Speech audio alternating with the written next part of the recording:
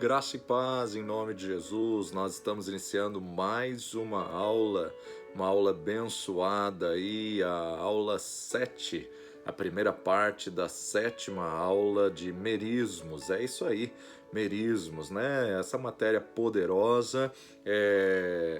Dividimos em apenas 2 aulas por dia, por estarmos online, então por ser 2 aulas por dia vai dar uma extensão um pouquinho maior, né? Acho que nós vamos até a quinta-feira, até a aula 9.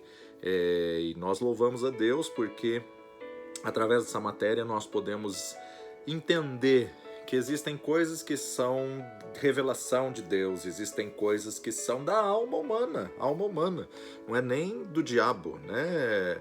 Há muitas pessoas que falam justamente pelo que elas conhecem, pelo que elas acham, né? Tem muita coisa na questão de axiologia que a pessoa imagina. Eu não posso dizer que foi o diabo, não, simplesmente foi a pessoa que quis falar pelo que ela subentende, pelo que ela imagina, pelo que ela faz. Isso é da alma, né? A alma, que é a sede das emoções, vontade e intelecto. Intelecto é raciocínio.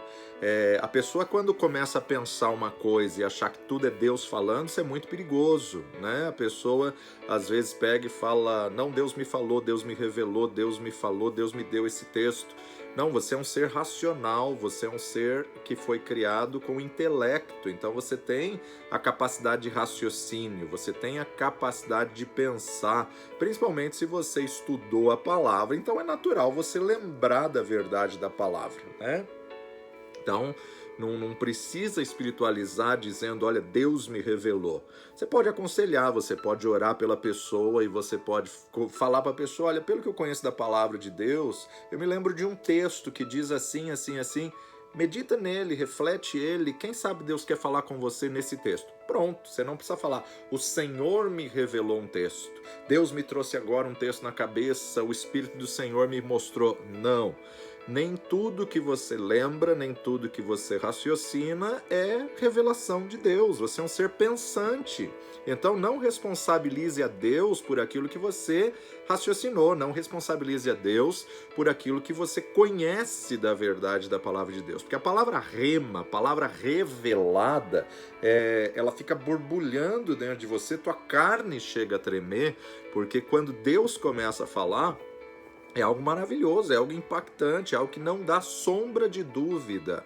Agora, se você é um conhecedor da palavra, claro, é necessário você se lembrar de muitos textos, você se lembrar de muitas coisas. E você não precisa espiritualizar dizendo Deus me mostrou, Deus me falou, daquilo que é intelecto, daquilo que é memória, daquilo que é lembrança, né? E nós vimos aí a importância de ou você cai sobre a pedra ou a pedra cai sobre você. Se você cair sobre a pedra, você vai se despedaçar e é necessário.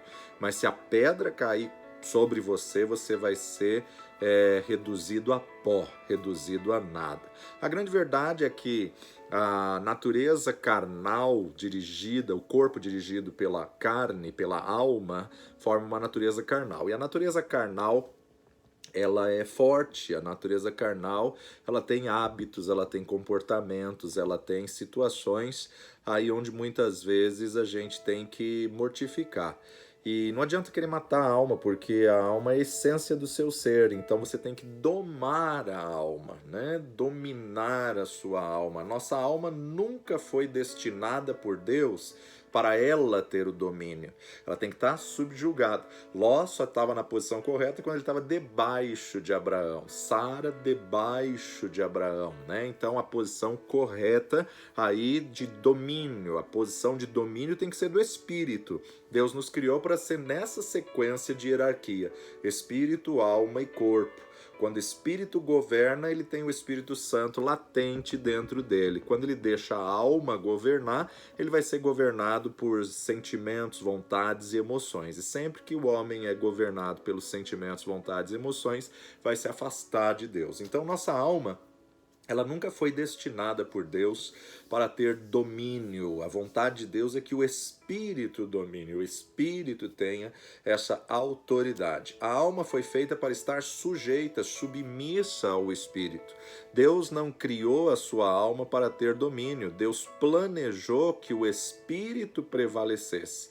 Então é o seu Espírito que deve governar a sua alma. Efésios capítulo 6, verso 6, Paulo diz assim: não servindo à vista como para agradar aos homens, mas como servos de Cristo, fazendo de coração a vontade de Deus, fazendo de coração. Coração aqui no original é psique também, fazendo com a essência do seu ser, fazendo com a alma a vontade de Deus, a boa vontade do Senhor. Quando você vai fazer isso? Quando você estiver submisso, subjugado ao Espírito do Senhor. O primeiro passo é que eu tenho que negar o meu eu. Eu tenho que negar a minha vontade.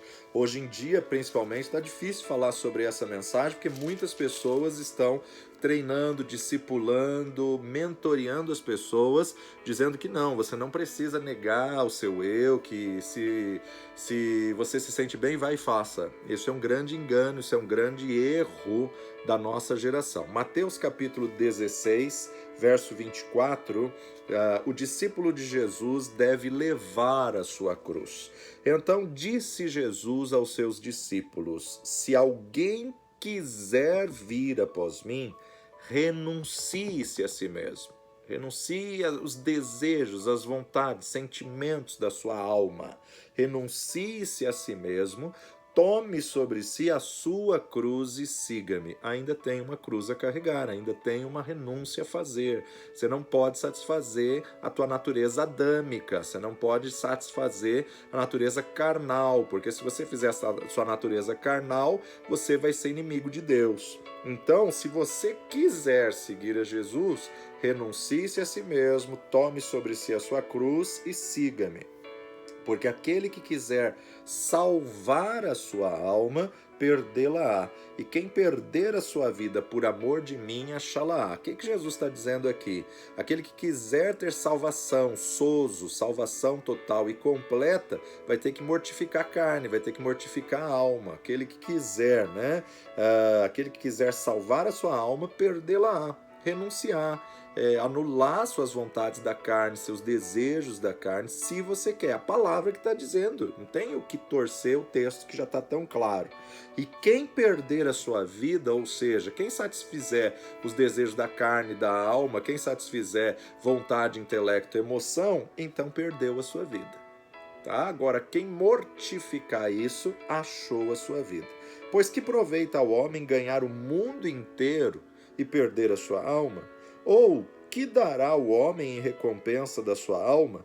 Porque o Filho do Homem virá na glória de seu Pai com os seus anjos, e então dará a cada um segundo as suas obras. Em verdade vos digo que alguns há dos que aqui estão que não provarão a morte até que vejam vir o Filho do Homem no seu reino. O único que viu ver o Filho do Homem no seu reino foi João, na visão do Apocalipse, né? Mas esse aqui é outra matéria, outro estudo, a gente fala sobre esse versículo. Vamos falar só sobre a questão de negar o eu, negar o ego, negar a essência que tem a semente adâmica, a natureza adâmica.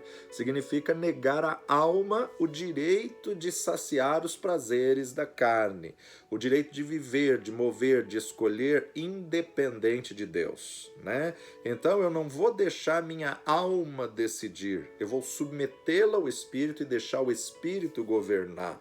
Ela vai ter que fazer a vontade de Deus, queira ou não queira, porque eu entrego o meu livre-arbítrio no domínio do Espírito, eu deixo o Espírito governar. Fácil? Não é. E não pense que fazendo isso uma vez você já resolveu o problema. Não, isso é uma batalha diária, dia após dia. Tome sobre si a sua cruz, renuncie-se a si mesmo e siga o Mestre. Então, a tradição diz que a cruz representa sofrimento, representa maldição, representa enfermidade. Mas a cruz, na verdade, é a morte do seu eu. A cruz, na verdade, é onde você crucifica a sua alma. É onde você sacrifica, crucifica a sua alma. Então, o primeiro passo é negar a ela a superintendência, é não deixar a alma no domínio, não deixar a alma governando, né? É submetê-la ao Espírito, deixar o Espírito tomar a superintendência e o domínio. O segundo passo é desmamando a alma, é um processo aí de ressignificar, é um processo aí de você reaprender. A alma é como uma criança, se você não ceder a ela, ela vai fazer birras, ela vai fazer choro, ela vai fazer pirraça, né? Mas você tem que desmamar, sim, você tem que tirar a chupeta, tirar as fraldas. Começo é difícil, né? Vai fazer aí algumas sujeiras na roupa, vai chorar aí porque quer a chupeta, quer a mamadeira, mas é isso que vai dar crescimento, é isso que vai superar e vai trazer maturidade. Isaías capítulo 28, verso 9 e 10. A quem, pois, se ensinaria a ciência? E a quem se daria a entender que se ouviu? Ao desmamado e ao arrancado dos seios? Verso 10.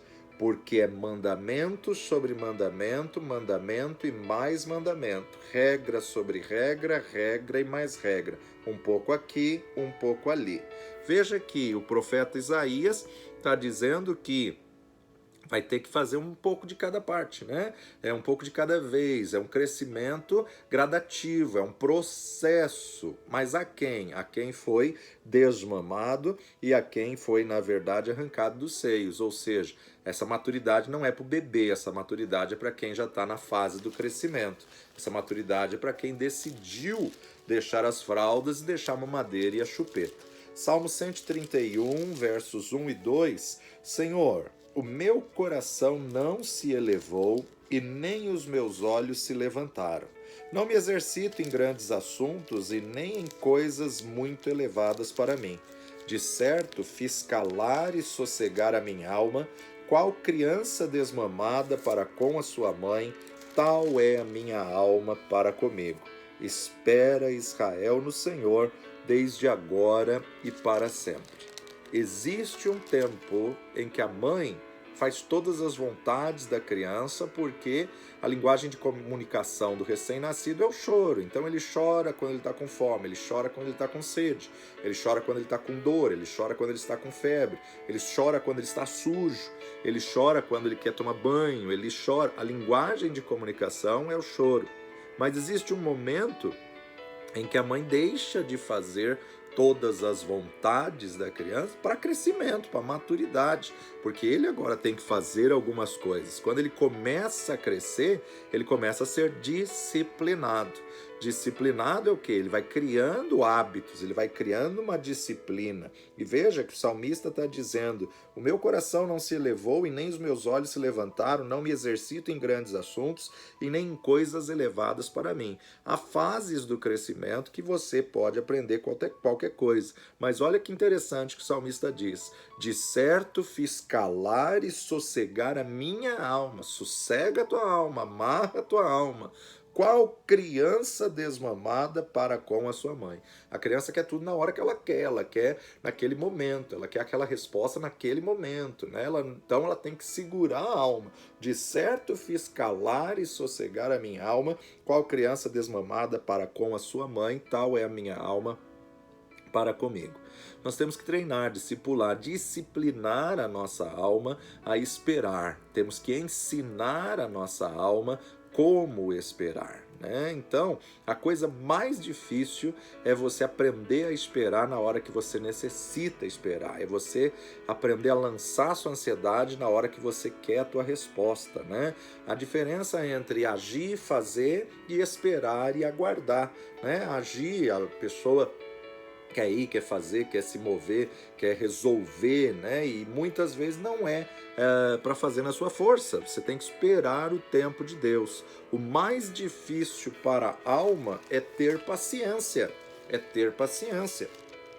Agora, olha o que o salmista declara no Salmos 40, Salmo de Davi: Esperei com paciência no Senhor, e ele se inclinou para mim e ouviu o meu clamor. Tirou-me de um lago horrível, de um charco de lodo, pôs os meus pés sobre uma rocha, firmou os meus passos e pôs um novo cântico na minha boca, um hino de louvor ao nosso Deus. Muitos o ouvirão e temerão e confiarão no Senhor. Bem-aventurado o homem que põe no Senhor a sua confiança e que não respeita soberbos e nem os que se desviam para a mentira.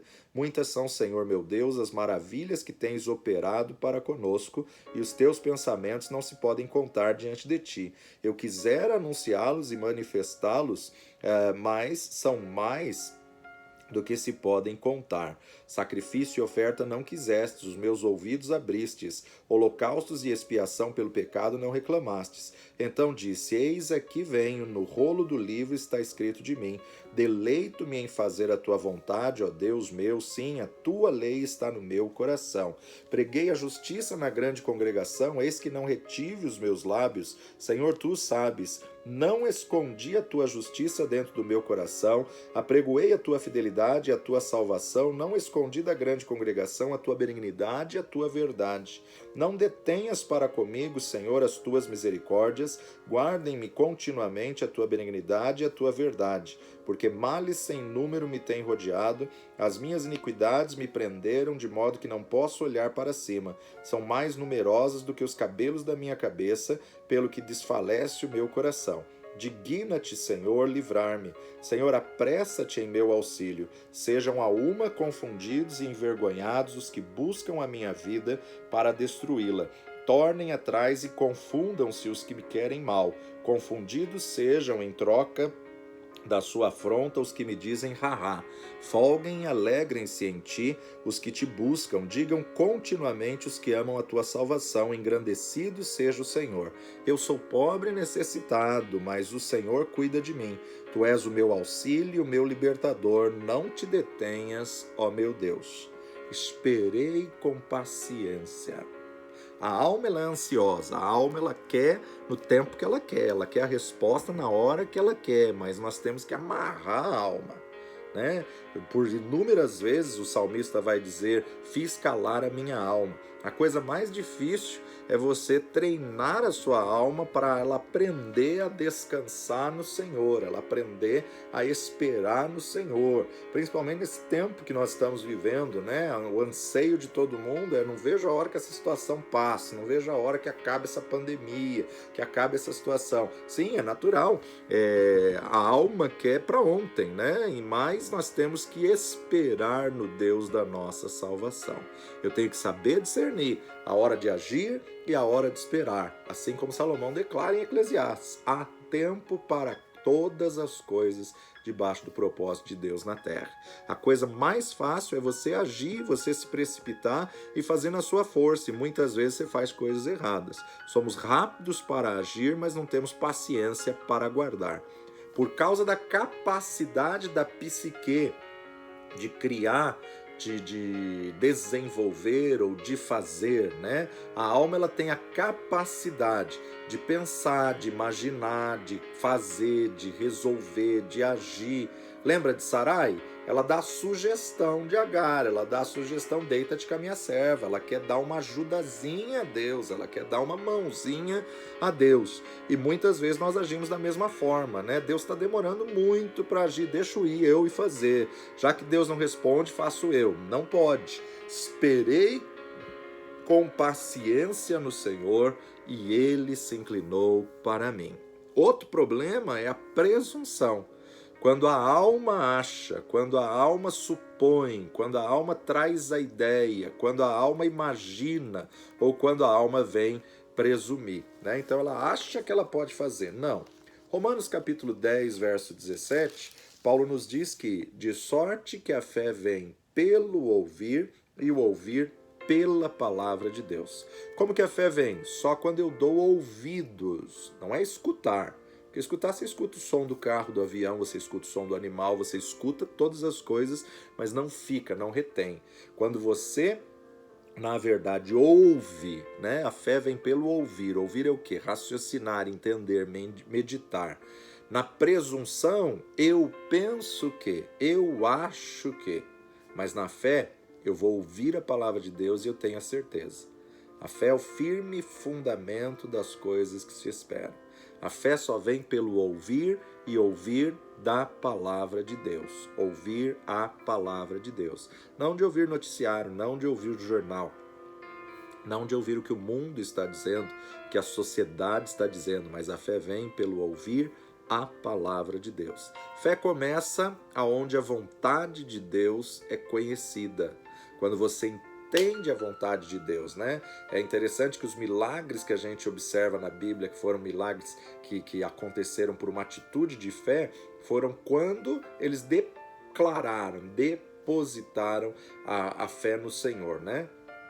Fé começa quando a vontade de Deus é conhecida. Por exemplo, em Eliseu, ele fala para a mulher: vai, pede vasos emprestados e entra na tua casa, fecha a tua porta e deita aquele pouquinho de azeite sobre todos esses vasos. O que acontece? A fé é ativa quando a vontade de Deus é conhecida. Precisamos buscar a rema, precisamos buscar a revelação, precisamos entender a vontade de Deus numa área para a fé poder funcionar. Eu me firmo na vontade de Deus e permaneço naquela palavra até que a palavra se cumpra, até que a vontade de Deus aconteça.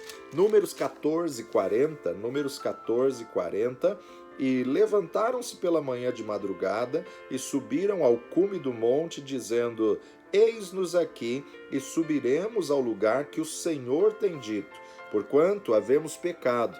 Mas Moisés disse: por que quebrantais o mandado do Senhor? Por isso não prosperará.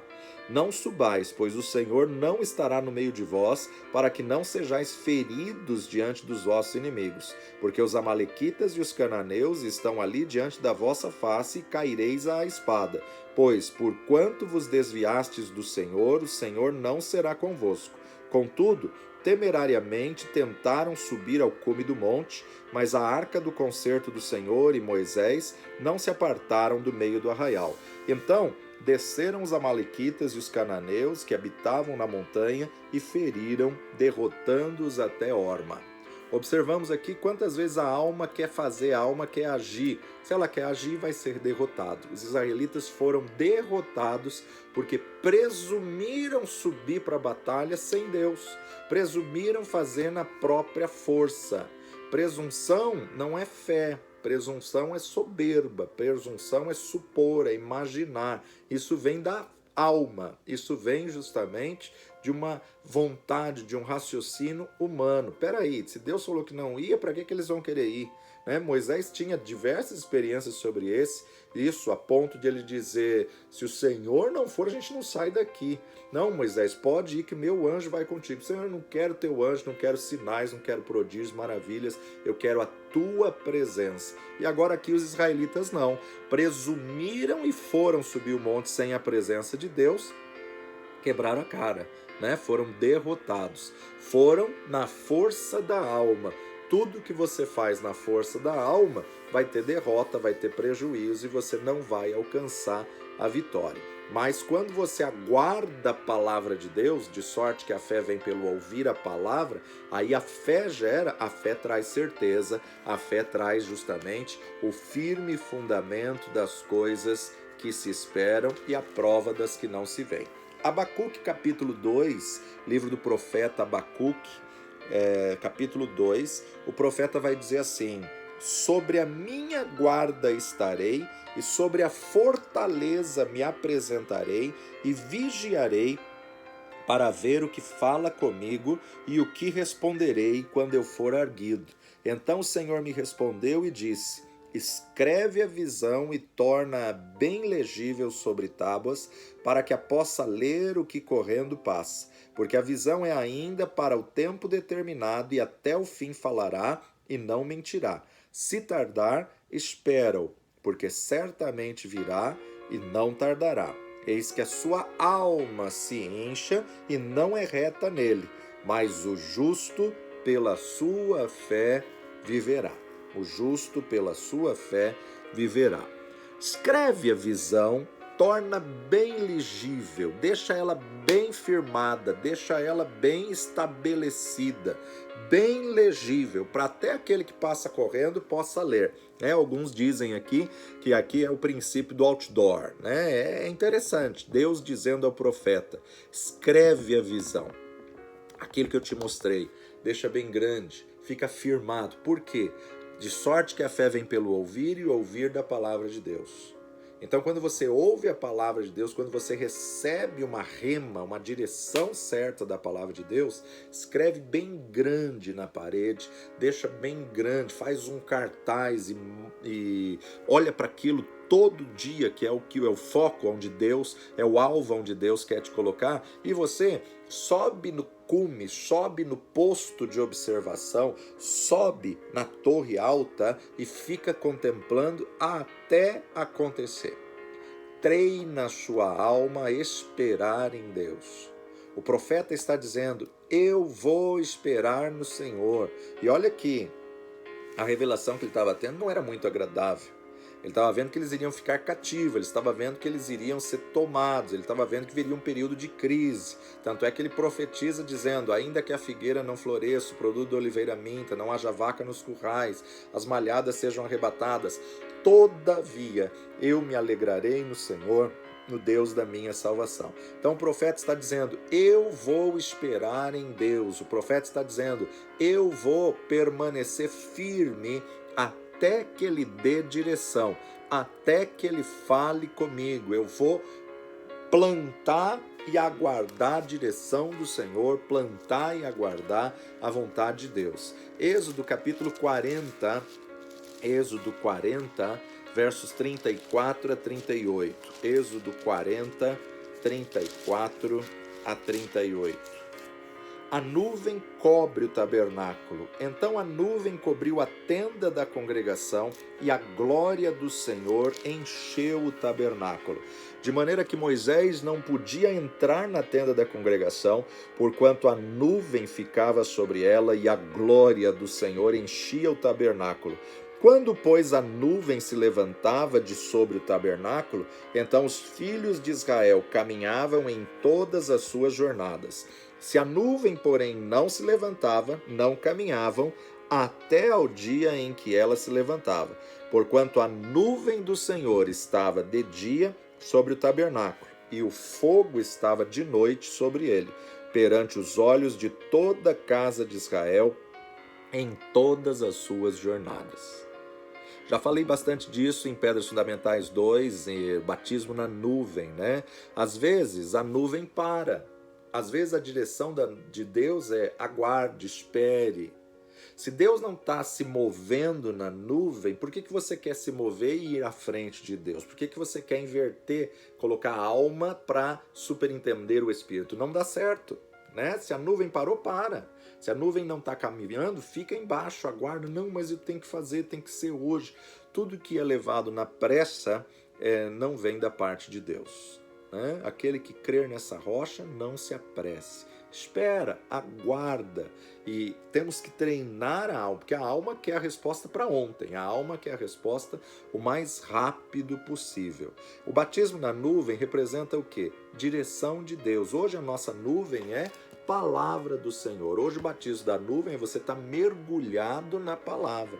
Então olha só, se a nuvem começou a se levantar, isso era sinal que tinha que preparar todo o arraial, tinha que desmontar as barracas, arrumar aí a mudança, preparar aí a mobília e vamos seguir viagem. A nuvem se moveu, começou a levantar, tinha que preparar o arraial. Por quê? Porque ela vai andar. Ela andou, você tem que ir debaixo da nuvem. Ela parou, você para. Não deixa a nuvem parada e segue adiante, porque você quebra a cara. Agora, se a nuvem está se movendo, não fica para trás, que também não dá certo. Então, é interessante a gente observar que há momentos em que a direção de Deus é aguarde, espere, para. Isso é muito interessante. Elias, por exemplo, ele tinha que ficar o tempo certo no ribeiro de Querite. Como que ele entendeu o tempo do ribeiro de Querite? Todos os dias o corvo trazia provisão, enquanto está tendo provisão, fica ali. Enquanto está tendo, é pouco, é um pedaço de pão e um pedaço de carne por dia, mas é o que está sustentando, fica ali. Tem água do riacho, então fica ali no ribeiro. Só que teve um tempo que o ribeiro secou e o corvo não trouxe mais pão e carne, provavelmente morreu. Aí o que acontece? Elias entendeu. O tempo do ribeiro de Querite acabou. Agora onde nós vamos, Senhor? Qual é o próximo passo? Agora o próximo passo é Sarepta. Sarepta, vai lá que eu já ordenei uma viúva que te sustente. Ele se move para Sarepta, e a hora que ele se move para Sarepta, ele chega lá, ele vê que a viúva está na última refeição, ele libera uma palavra de vitória. Da tua panela não faltará farinha, da tua botija não secará o azeite, até que Deus dê chuva sobre a terra. Mas vai e faz disso primeiro para mim. A hora que ele chega na casa da viúva, ele fica ali pelo menos 3 anos. Peraí, é uma mulher estrangeira, tá viúva, tem um filho único, tá com a última refeição e o profeta fica lá. E enquanto ele está lá, não faltou farinha, não faltou azeite da botija, passou estreito, passou aí apertado, né? Teve que viver daquela provisão de um bolo de farinha com óleo e um pouco de água por dia, mas Deus sustentou, Deus manteve a vida deles ali nesses 3 anos. Mas chegou o tempo que Deus disse: pronto, Elias, agora é hora de você se apresentar diante de Acabe. E aqui com Moisés não é diferente. Se a nuvem está parada, não queira andar. Existem momentos que a ordem de Deus é aguarde, espera. E a hora que está parado não significa que Deus não está respondendo às orações. A hora que a nuvem para não significa que Deus não ouviu o teu clamor. Não é porque a nuvem parou que Deus parou. Deus tem os seus motivos para isso. Deus tem o tempo kairos, o tempo de Deus, o tempo certo, o tempo absoluto. E quando a nuvem para, simplesmente significa que a nuvem não está se movendo. A nuvem pode não estar se movendo, mas Deus continua trabalhando. Deus não para, Deus continua trabalhando. Mas uma coisa é, se a nuvem parou, para você também. Agora não sopra a nuvem para a nuvem caminhar e nem queira sair debaixo da nuvem. Né? A nuvem é como o guarda-chuva de Deus, onde a bênção de Deus está. Você sair debaixo do guarda-chuva, você perde a bênção do Senhor. Então não adianta ficar soprando a nuvem, não adianta fazer uma forcinha para que Deus responda, dar uma ajudazinha a Deus. Agar gera obras da carne. Então, não sopre a nuvem. Aguarde com paciência. Repreenda a ansiedade. Repreenda a pressa. Existem muitos momentos que a nuvem para ministerialmente. O profeta se colocou na torre de vigia. Abacuque subiu ao cume da torre para esperar. Ficou meditando na palavra do Senhor até ouvir a direção do Senhor, até ouvir a voz de Deus. Então, primeiro eu tenho que parar e esperar, para depois ouvir. E depois que eu ouvir, aí eu vou falar. Primeiro para e espera, ouve para depois falar. Por-me-ei sobre a torre de vigia, eu vou esperar. Para ver o que o Senhor fala comigo, eu vou ouvir a voz do Senhor. Para ver que resposta eu terei, depois que eu ouvir a voz do Senhor, que eu vou falar. Deus colocou Abacuque como um atalaia para passar a direção ao povo, para passar a visão ao povo. A igreja tem esse mesmo propósito nos dias de hoje. Antes de fazer qualquer coisa, eu tenho que saber qual é a vontade de Deus. O que está acontecendo é que muitas pessoas estão querendo ensinar o povo a uma coisa pessoal, uma alma, uma vontade pessoal. E aí então tem problemas, né? O que é que Deus está querendo falar? Espera aí, enquanto ele não falou, espera. Ouça a voz do Senhor para depois falar. E tem profetas, já que Deus não está falando, então fala ele. E aí é onde... E o pior, que muitas vezes ele usa Deus, não é Deus que está usando ele. Olha, assim diz o Senhor quando Deus não disse nada. Isso é um erro muito grande. O que é que Deus tem para a igreja de hoje? Qual é a direção de Deus para a igreja? Infelizmente, em muitos lugares, líderes não têm a visão para a igreja. Então, o que ele tem transmitido ao povo se ele não tem a visão? A palavra de Deus nos diz que sem visão o povo perece. Se não tiver visão, vão pregar coisa humana, vão pregar mensagens que não estão alinhadas com coisa alguma. O povo precisa encontrar firmeza na visão de um ministério. O povo precisa encontrar alicerce, fundamento, senão não tem como crescer em cima na visão de um líder. Visão é a direção de Deus para aquele povo, para aquela pessoa. Para concluir essa primeira parte da aula de hoje, eu quero falar sobre 5 formas da alma esperar. Em primeiro lugar, a alma tem que esperar firmemente. O salmista vai nos dizer isso em Salmo 106, 12 e 13. Salmo 106, 12 e 13 vai nos dizer assim: Então creram nas suas palavras e cantaram os seus louvores. Cedo, porém, se esqueceram das suas obras e não esperaram o seu conselho. Um sério problema da ansiedade. Nós temos que aguardar com paciência no Senhor, esperar firmemente, ficar estabelecido naquela posição. Ou seja, Deus falou, eu me agarro nessa promessa. Lembra de Caleb? Lembra de Josué?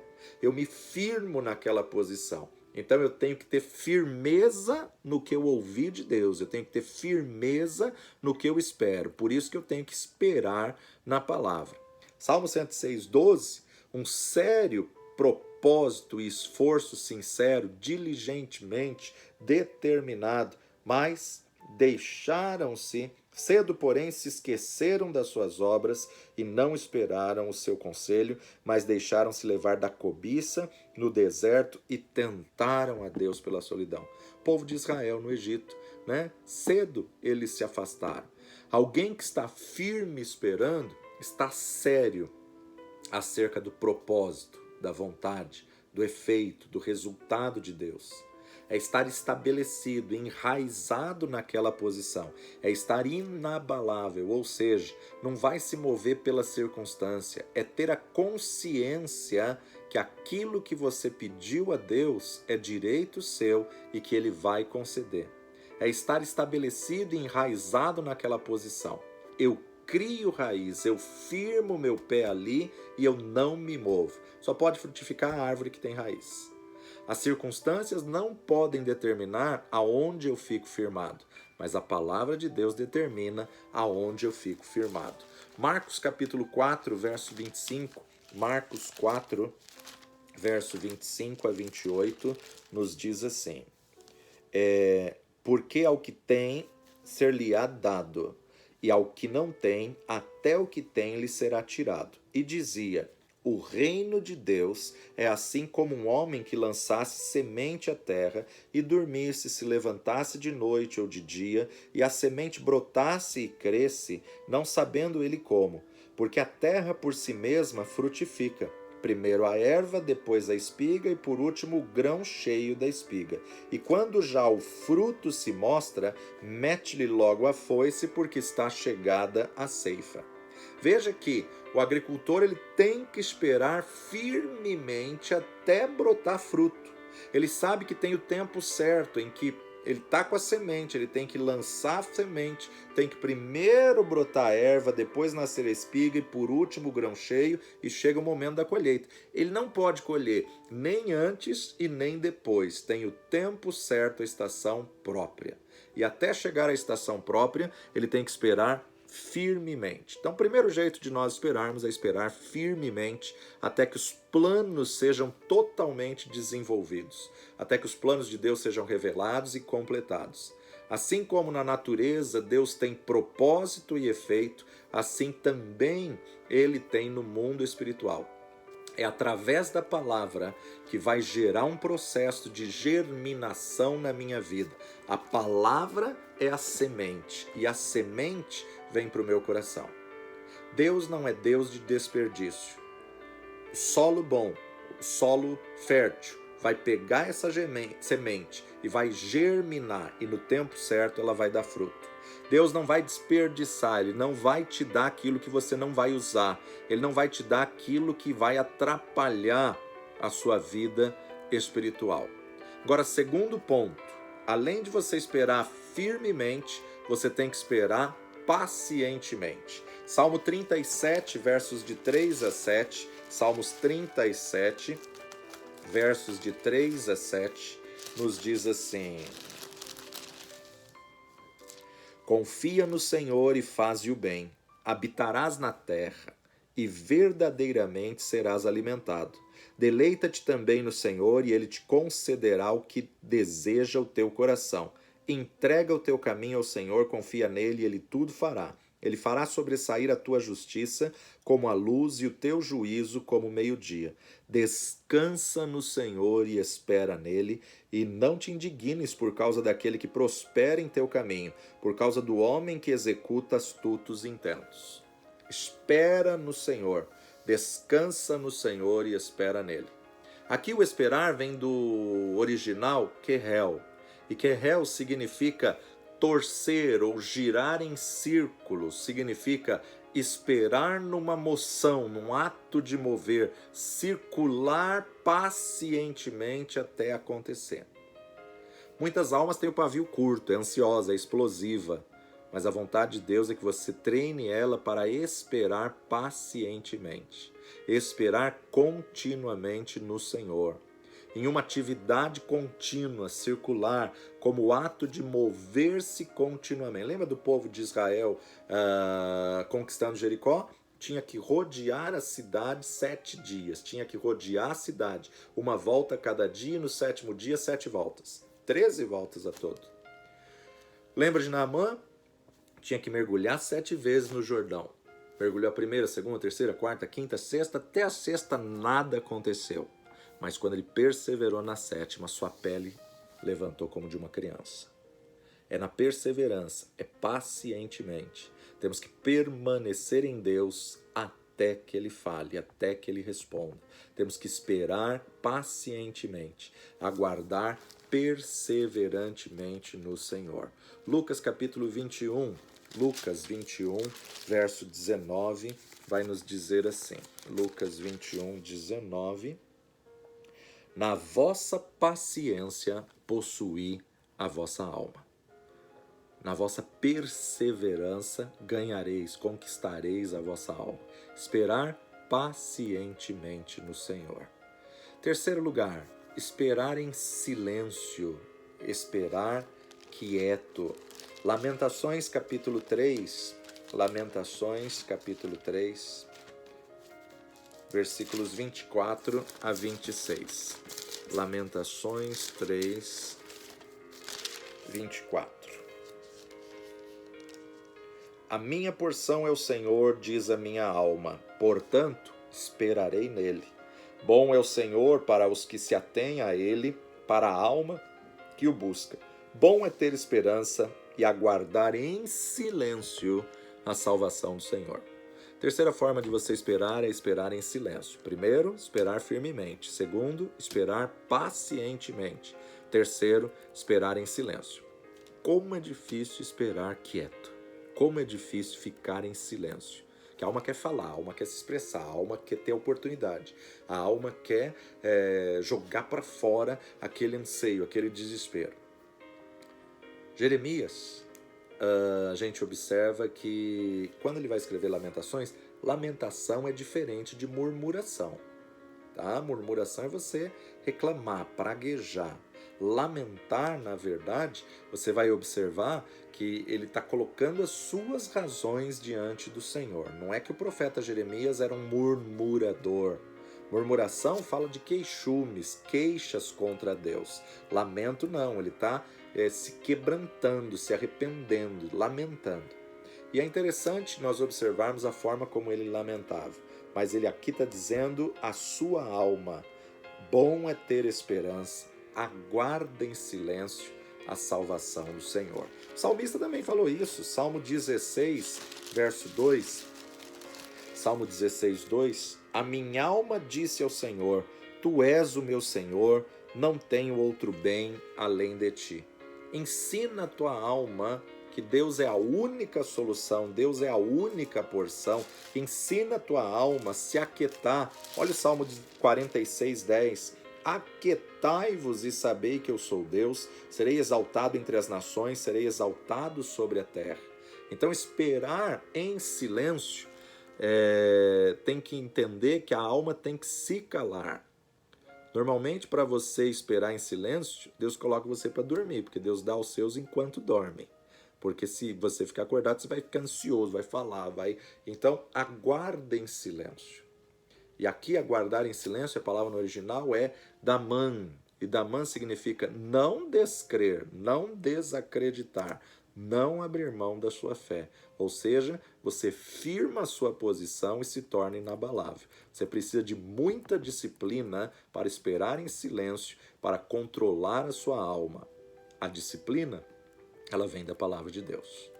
Mas quarto ponto é esperar continuamente. Esperar continuamente. Não só firmemente, não só pacientemente, não só em silêncio, mas também continuamente.